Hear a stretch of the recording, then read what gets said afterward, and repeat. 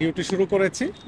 শুরু করার পরে টোটাল এলাকা টহল দিয়ে কুড়িল বিশ্ব রোডে বাস বে আছে, ওখানে আমি একজন কনস্টেবল নিয়ে দাঁড়িয়েছি, যাতে উল্টা কোনো যানবাহন গেলে পরে আমি ওটা জরিমানা করতে পারি। উল্টা যাওয়া তো আইনগত অপরাধ, আপনি জানেন। ব্যাটারি চালিত রিক্সা, মোটা চাকার 3 চাকার যে রিক্সাগুলো আছে, ও বেপরোয়া গতিতে উল্টা আসতেছে। মনে হয় যেন সে রাইট ওয়েতে যাচ্ছে, এতটা মানে স্পিডে যাচ্ছে। তো আমি ওনাকে সিগন্যাল দিয়ে থামালাম যে ভাই একটু দাঁড়ান, কি সমস্যা, আপনি উল্টা কেন যাচ্ছেন। থামালাম, ওনার সাথে জাস্ট এতটুকুই বলতে পেরেছি যে কি সমস্যা, কেন উল্টা যাচ্ছেন। এর মধ্যে এক ভদ্রলোক দৌড়ে এসে বলতে, স্যার ওকে আটকান, ও আমার প্রাইভেট কার মেরে দিয়েছে। ঠিক আছে, অলরাইট। আমি তো কনস্টেবলকে বললাম যে ওর আসলে মুভমেন্ট তো ভালো না, ও কিন্তু চলে যেতে পারে, আপনি একটু উঠে বসেন। কনস্টেবলকে বললাম। তো আমার কনস্টেবল উঠে বসছে, আমি ওই যে ক্ষতিগ্রস্ত প্রাইভেট কারের মালিকের সাথে কথা বলতেছি যে ঠিক আছে, আপনি আপনার গাড়ির কাছে চলেন, আমি যাই আপনার সাথে, কি ক্ষতি হয়েছে আমি দেখি। এই কথার মাঝখানে হঠাৎ সেই অটোরিকশা আমার কনস্টেবলকে নিয়েই টান, মানে যেভাবে যে গতিতে আসছিল ওই গতিতেই আমার কনস্টেবলকে নিয়ে সে 300 ফিটের দিকে রওনা করেছে। এখন আমার কনস্টেবলকে নিয়ে গেছে, আমি তো দাঁড়াতে পারি না, যে আমার যে ফোর্সকে নিয়ে গেলে তো আমার অবশ্যই তার পেছনে যেতে হবে। আমি মোটরসাইকেল নিয়ে আর ওই যে প্রাইভেট কার, এই দুইজন ওর পেছনে ধাওয়া শুরু করলাম। করার পরে 300 ফিট থেকে বের হয়ে তাকে কোনোভাবেই থামানো যাচ্ছিল না, তার গতি এত বেপরোয়া এবং এত মানে আঁকাবাঁকা চালাচ্ছিল যে আমি তাকে ওভারটেক করে যেতেও পারছি না। এর মধ্যে লোকজন দেখতেছে, বাইকাররা দেখতেছে যে আমি একটা অটোর পিছনে যাচ্ছি, প্রাইভেট কার লোকজনও দেখতেছে যে একটা অটোর পিছনে যাচ্ছি। তো ওনাদেরকে ধন্যবাদ, ওনারা আমাদেরকে মানে আমাকে খুবই হেল্প করেছেন। বেশ কয়েকটা মোটরসাইকেল পড়েও গিয়েছে, 2টা মোটরসাইকেল পড়ে গিয়েছে। আশা করি ওনারা ভালো আছেন। আর আমাকেও দেখেছেন যে ভিডিওতে এমনভাবে ইয়া করেছে, পেছনে লেগেছিল, অল্পের জন্য আমি বেঁচে গিয়েছি আর কি, অনেক বড় ক্ষতি হয়ে যেতে পারত। যাই হোক, তারপরে মোটরসাইকেল, প্রায় 7-8টা মোটরসাইকেল এবং 8-10টা প্রাইভেট কার মিলে 300 ফিটের চেকপোস্ট আছে, আপনি জানেন একটা চেকপোস্ট আছে, তারপরে গিয়ে ওকে আর কি। আর যে প্রাইভেট কারটা ক্ষতিগ্রস্ত হয়েছে উনি আবার মানে লাইফ রিস্ক নিয়ে ওকে সাইড করে একদম দেয়ালের সাথে ঘেঁষে থামিয়েছে।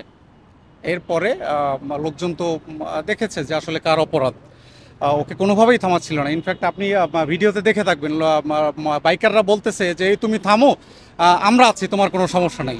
তারপরেও সে তার একই গতিতে চালাচ্ছিল সে। যাই হোক, পরে তাকে কোনোভাবে লোকজনের হেল্প করার পরে আমি ওনাকে থামিয়েছি। থামানোর পরে লোকজন তো খুব উত্তেজিত, জানেন যে লোকজন উত্তেজিত হলে একটা বাজে কিছু হয়ে যেতে পারে। তো আমি তো এটা হতে দিতে পারি না, ও যতই অপরাধ করুক সেটা আইনগত ব্যবস্থা হবে।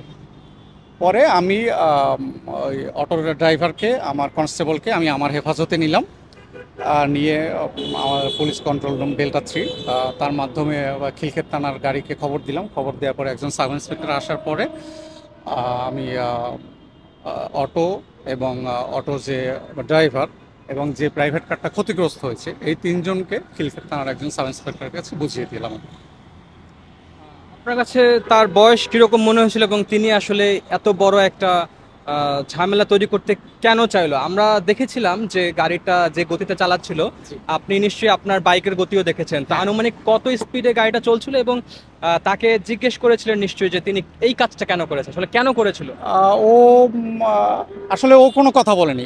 আমি ওকে জিজ্ঞেস করতে চেয়েছিলাম যে ভাই তুমি থামলা না কেন, লোকজন তো তোমাকে বলতেছিল যে আমরা আছি, কোনো সমস্যা নাই, তুমি থামো, তারপরেও তুমি কেন থামলা না। বাট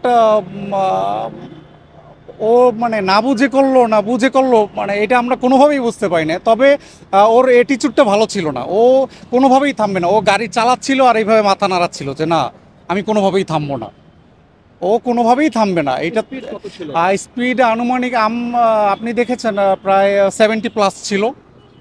তো একটা অটোরিকশা যদি এত গতিতে চলে তাকে থামানোটা আসলেই দেখেছেন, 2টা মোটরসাইকেল পড়েও গিয়েছে।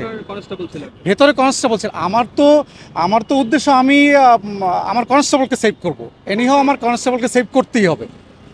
যাই হোক, তারপরেও মানুষকে ধন্যবাদ যে ওনারা আমাকে খুব হেল্প করেছে, এবং ওনারা আসলে খুবই উত্তেজিত হয়ে গেছিল যে ও কেন এমনটা করলো। কিন্তু আমি আসলে কোনো অঘটন ঘটতে দেই নাই। যেহেতু আমি ওইখানে ইউনিফর্মধারী একজন অফিসার আছি, আমার সামনে কোনো অন্যায় হোক এটা আমি হতে দিতে পারি না। আহ, এটা নিশ্চয়ই আপনি ফেসবুকে দেখেছেন যে কি পরিমাণে ভাইরাল হয়েছে ভিডিওটা। তো অনেকে অনেকের মতো করে এখানে বিভিন্ন ক্যাপশন লাগিয়ে দিচ্ছেন, সেটা নিশ্চয়ই আপনার চোখে পড়েছে। এবং বিষয়টা আসলে আপনার কাছে কেমন লাগছে জিনিসটা, যে ঘটনা একটা বাট মানুষ জানছে অন্যভাবে? রাইট। আসলে কি আহ, যে যেই ভিডিও করুক বা যেই সামাজিক যোগাযোগ মাধ্যমে এটা আপলোড করুক, সেটা নিয়ে আমার কোনো আফসোস নেই, কারণ আমি অন্যায় কিছু করিনি, আমি আমার বিবেকের কাছে একদম পরিষ্কার। কিন্তু আমার কথা হচ্ছে আপনি আপলোড যেভাবেই করেন, যাই করেন, সেটা আমার বিষয়, মানে আমার আপত্তি নাই, আপনি আপলোড করেন। কিন্তু আমার কথা হচ্ছে আপনি অরিজিনাল ক্যাপশনটা দেন। যে ঘটনাটা ঘটেছে আপনি না হয় আমাকে জিজ্ঞাসা করেন যে ভাইয়া কি অন দ্য স্পটে, যেহেতু আপনি ছিলেন, ভিডিও যেহেতু করেছেন, আপনি ওই পর্যন্ত ছিলেন, আপনি আমাকে জানতেই চাইতেই পারতেন যে আসলে ঘটনাটা কি ঘটেছে। বিষয়টা কিন্তু ও একজন প্রাইভেট কারকে মেরে দিয়েছে। আমরা বিষয়টা সমাধান করার উদ্দেশ্যে ওনাকে থামিয়েছি, কিন্তু সে হঠাৎ করেই আমার কনস্টেবলকে নিয়ে টান দিয়ে চলে গেছে। আমি ওনাকে থামানোর উদ্দেশ্যে, বিশেষ করে আমি আমার কনস্টেবলকে সেভ করার উদ্দেশ্যে মূলত ওর পেছনে নিয়েছি। হ্যাঁ, আসলে ঘটনাটা ছিল এরকম, উনি কিন্তু এইটা যদি আপলোড করতো তাহলে মানুষের মধ্যে কিন্তু কোনো ধরনের ভুল ধারণা তৈরি হতো না আমার মনে হয়। তো আমার এইসব লোকজনের কাছে একান্ত অনুরোধ থাকবে যে আপনারা যে কন্টেন্টই আপলোড করেন না কেন, দয়া করে সঠিক ক্যাপশনটা দেবেন। এইটা আপনাদের সবার কাছে আমার রিকোয়েস্ট থাকবে, যাতে করে সাধারণ মানুষের মনে যেন একটা বাজে প্রতিক্রিয়া না তৈরি হয়। হ্যাঁ, যেটা বাজে সেটার বাজে প্রতিক্রিয়া তৈরি হবে, এবং যেটা পজিটিভ সেটা অবশ্যই পজিটিভ প্রতিক্রিয়া মানুষের মধ্যে তৈরি হবে।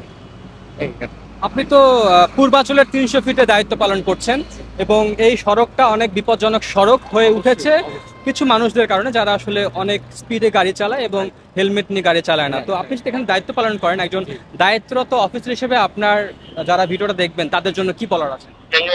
আসলে আমার যারা বাইকার, তাদের কাছে আমার আহ্বান থাকবে, অবশ্যই হেলমেট পরবেন, কাগজপত্র সাথে রাখবেন, এবং বেপরোয়া গতিতে গাড়ি চালাবেন না। এইটা সবথেকে বড় রিকোয়েস্ট হচ্ছে আপনাদের কাছে, এইটা যে বেপরোয়া গতিতে গাড়ি চালাবেন না।